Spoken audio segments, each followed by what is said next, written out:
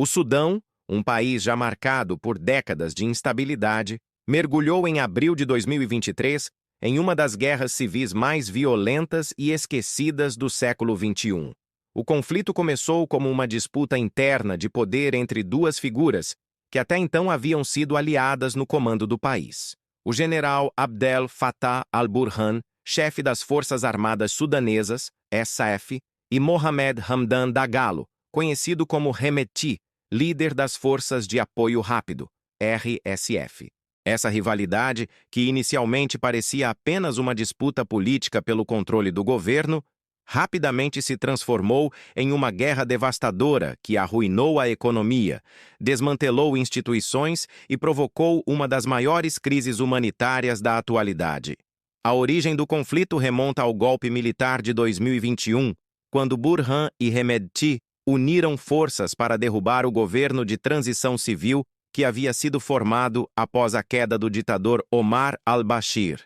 No entanto, a aliança entre os dois militares começou a ruir quando se discutiu a integração das RSF ao exército regular e a retomada do processo democrático.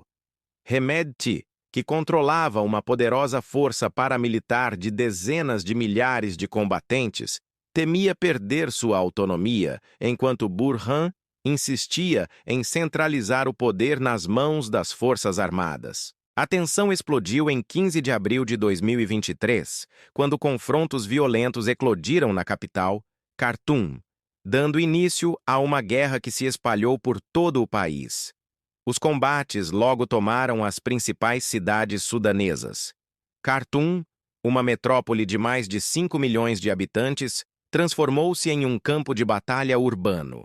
Aviões de combate bombardearam bairros residenciais, enquanto a RSF invadia edifícios, saqueava bancos e ocupava hospitais e escolas. A luta pelo controle da capital provocou o colapso dos serviços públicos, a destruição de grande parte da infraestrutura e uma fuga em massa da população. Em Darfur, região que já havia sido palco de um genocídio nos anos 2000, a situação se tornou ainda mais aterradora. Relatórios da ONU e de organizações de direitos humanos descrevem massacres contra a etnia Machalit, aldeias incendiadas e execuções em massa cometidas por milícias aliadas à RSF. À medida que a guerra avançava, a crise humanitária no Sudão atingiu níveis catastróficos.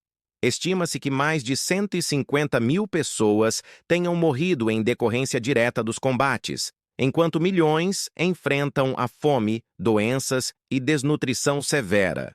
Segundo dados das Nações Unidas, mais de 8,8 milhões de sudaneses foram deslocados dentro do próprio país e cerca de 3 milhões buscaram refúgio em nações vizinhas como o Chad, Egito e Etiópia. A ONU alerta que o Sudão vive a pior crise de deslocamento humano do planeta, superando até mesmo a guerra na Ucrânia em número de refugiados recentes. A fome tornou-se uma arma silenciosa no conflito. O bloqueio de estradas, a destruição de plantações e o saque de armazéns de alimentos deixaram milhões de pessoas sem acesso à comida. Organizações humanitárias denunciam que tanto o Exército quanto a RSF impedem a entrada de ajuda internacional em áreas sob seu controle, usando o sofrimento civil como ferramenta de pressão política. Em regiões como Darfur e Kordofan, relatos indicam que famílias inteiras sobrevivem apenas com folhas e água contaminada. Médicos Sem Fronteiras relata que 80% dos hospitais do país estão fora de funcionamento e surtos de cólera, malária e dengue se espalham rapidamente. A guerra também destruiu o sistema educacional sudanês. Escolas foram convertidas em abrigos para deslocados ou ocupadas por combatentes, e quase 90% das crianças estão fora das salas de aula. O trauma psicológico entre os jovens é profundo. Muitos presenciaram execuções, bombardeios e estupros. Mulheres e meninas, em especial, são vítimas de violência sexual em larga escala. A ONU documentou centenas de casos de estupros coletivos e sequestros de civis por parte das forças da RSF, que usam o terror como forma de controle. A economia sudanesa, já enfraquecida antes da guerra, entrou em colapso total. A moeda perdeu quase todo o valor, o comércio interno foi interrompido e a inflação disparou. A agricultura, base da subsistência de grande parte da população, foi devastada. O ouro, um dos principais recursos naturais do Sudão, transformou-se na principal fonte de financiamento da guerra. Tanto o exército quanto a RSF exploram minas ilegais e contrabandeiam o metal para financiar suas operações. Estima-se que cerca de 80 toneladas de ouro foram extraídas e vendidas clandestinamente em 2024, com parte dos lucros fluindo para países e grupos externos interessados em manter a guerra viva. O conflito sudanês não é apenas interno, ele tem dimensões regionais e internacionais complexas. Países como Egito e Emirados Árabes Unidos apoiam lados opostos da disputa, enquanto a Rússia e a Arábia Saudita mantêm interesse estratégico no controle dos portos do Mar Vermelho e nas reservas minerais. Essa rede de alianças e rivalidades externas dificulta qualquer tentativa de mediação.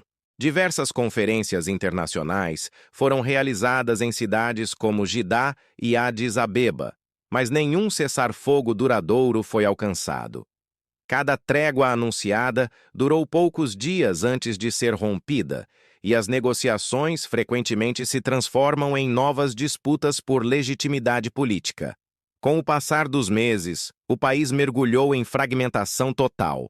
O exército controla parte do norte e do leste, incluindo a região de Port Sudan, onde o governo tenta operar provisoriamente. Já a RSF domina vastas áreas do oeste e do centro do país, especialmente Darfur, onde impõe uma administração própria baseada no medo. Em muitas localidades, não há governo nem lei, apenas grupos armados, fome e desespero. As ruas de Khartoum, outrora movimentadas, estão hoje cobertas de destroços, e o silêncio das cidades destruídas é interrompido apenas por explosões distantes e pelo som de drones de ataque. As tentativas da ONU e da União Africana de intermediar a paz enfrentam resistência das partes envolvidas. Ambas as facções se recusam a ceder poder e continuam a receber apoio militar externo. Enquanto isso, a população civil é deixada à própria sorte. Especialistas alertam que, se a guerra continuar, o Sudão pode se fragmentar de forma irreversível, criando uma nova zona de caos no coração da África. O cenário é tão grave que organizações humanitárias já o descrevem como o pior desastre contemporâneo esquecido do mundo. Em 2025, a situação continua a se deteriorar. Combates recentes foram relatados na região de Gezira, no centro do país, e ataques aéreos atingiram até mesmo o porto de Port Sudan, última rota segura para a entrada de ajuda humanitária. A ONU afirma que o risco de genocídio é real e crescente. Apesar disso, a atenção internacional permanece limitada, ofuscada por outras crises globais. O povo sudanês, exausto, vive hoje entre ruínas, deslocamento e fome, com pouca esperança de retorno à normalidade. A guerra civil no Sudão é, portanto, uma tragédia que combina ambição política, colapso institucional e indiferença global. Um conflito que começou como disputa de poder entre dois generais transformou-se em uma catástrofe humanitária de proporções históricas. As ruas de Khartoum e os campos devastados de Darfur testemunham a brutalidade de uma guerra sem vencedores, onde o único perdedor é o próprio povo. Enquanto o mundo observa, o Sudão sangra silenciosamente. Um lembrete doloroso de que, mesmo no século XXI, ainda há guerras que o planeta prefere não enxergar.